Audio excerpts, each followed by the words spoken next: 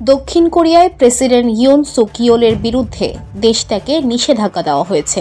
সোমবার দেশটির আইন মন্ত্রণালয়ের এক কর্মকর্তার বরাতে বিষয়টি নিশ্চিত করা হয়েছে। এই ঘোষণার মধ্য দিয়ে প্রথমবারের মতো দক্ষিণ কোরিয়ার কোনো প্রেসিডেন্ট এই নিষেধাজ্ঞার আওতায় পড়ল। সোমবার রয়টার্সের প্রতিবেদনে উঠে আসে এই তথ্য। সামরিক আইন জারি এবং জনগণের চাপের মুখে কয়েক ঘন্টার মধ্যে তা প্রত্যাহার করার পর অভিশংসনের মুখে পড়েন দক্ষিণ কোরিয়ার প্রেসিডেন্ট। যদিও দক্ষিণ কোরিয়ার পার্লামেন্টে বিরোধী দলের আনা প্রেসিডেন্টের অভিশংসন বিল খারিজ হয়ে গেছে, এরপরও নানামুখী চাপে রয়েছেন দেশটির প্রেসিডেন্ট। এবার তার বিরুদ্ধে বিদেশ ভ্রমণে নিষেধাজ্ঞা দেওয়া হয়েছে। রোববার জনসাধারণের উদ্দেশ্যে দেওয়া এক ভাষণে পিপিপি নেতা হান দং হুন বলেন, পদত্যাগ না করা পর্যন্ত ইউন প্রেসিডেন্ট থাকলেও তিনি দেশের অভ্যন্তরে ও দেশের বাইরের কোনো কাজে যুক্ত হবেন না। এ সময় দক্ষিণ কোরিয়ার প্রধানমন্ত্রী হান দুক-সো সরকারি কার্যক্রমগুলো সামলাবেন। সামাজিক যোগাযোগ মাধ্যমে দেওয়া পোস্টে দক্ষিণ কোরিয়ার নাগরিকরা দেশের নেতৃত্ব নিয়ে উদ্বেগ জানাচ্ছেন।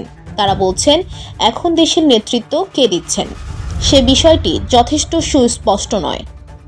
সোমবার দক্ষিণ কোরিয়ার জাতীয় প্রতিরক্ষা মন্ত্রীর এক সংবাদ সম্মেলনে বলা হয়েছে, প্রেসিডেন্টই সশস্ত্র বাহিনীর নেতৃত্বে আছেন। এর মানে উত্তর কোরিয়ার যে কোনো সম্ভাব্য হুমকি সহ পররাষ্ট্র নীতিমালা সংক্রান্ত যে কোনো ক্ষেত্রে এখন পর্যন্ত ইউন নির্বাহী সিদ্ধান্ত নিতে পারেন। দ্য কোরিয়া হোল্ডারকে দেওয়া সাক্ষাৎকারে মিয়ংজি বিশ্ববিদ্যালয়ের রাষ্ট্রবিজ্ঞানের অধ্যাপক শিন ইউল বলেন, প্রেসিডেন্ট যদি তার চিন্তা ভাবনায় পরিবর্তন আনেন তবে তিনি আবারও নেতৃত্ব দিতে পারেন। ইউন জোরালোভাবে বললে কেউই তাকে থামাতে পারবেন না। সামরিক আইন জারির পর গত শনিবার প্রথমবারের মতো জনসমক্ষে হাজির হন ইউন। সামরিক আইন জারির কারণে মানুষকে যে উদ্বেগ ও অসুবিধার মধ্যে পড়তে হয়েছিল তার জন্য তিনি ক্ষমা চান।